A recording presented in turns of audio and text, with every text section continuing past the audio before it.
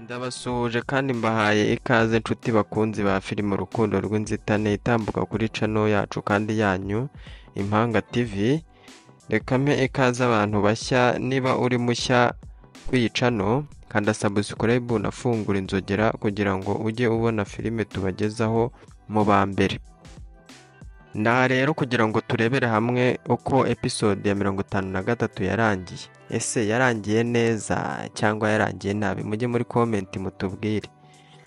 Tugiye kurebera hamwe rero uko yarangiye. Duherukana Rugero, umugabo wa Darlene, yagiye kwa dogiteri kugisha inama Dr. amugira inama y'ukuntu yakongera akubaka umuryango we neza. Dogiteri yamugira inama y'uko agomba guha umwanya we umuryango, akicarana na Darlene bakaganira ku bibazo bye.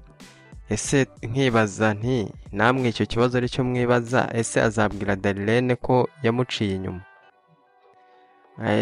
cyangwa Darlene yarabyirengagije ibyo umucuti we yabonye? Ariko Darlene ashobora kuba abizi ko Rugero yaba yaramuciye inyuma, ariko Darlene nk'umugore w'umutima akicecekera akabyihorera. Abandi bati Darlene ubundi yakwibane na Derek ko ari bo baberanye. Namwe mumbwire muri comment, ese mubona Darlene na Derek baberanye koko? Ese babana bigakunda? Mutubwire muri comment.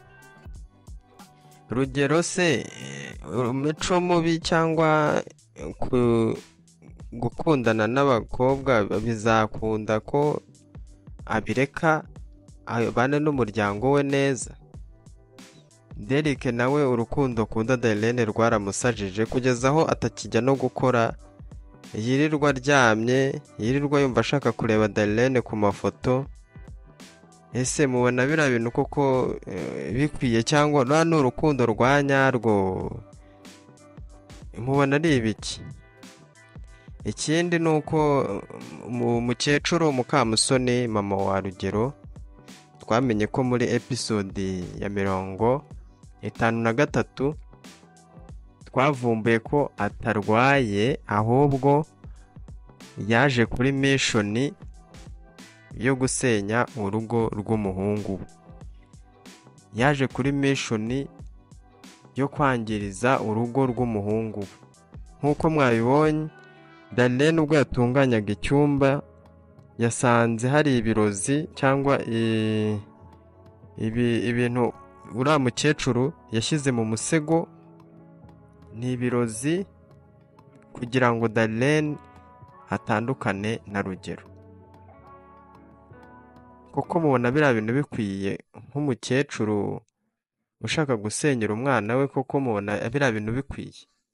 Muduhe comment zanyu, zirakenewe. Tuzazigenderaho dukora filime ya 54, episode ya 54.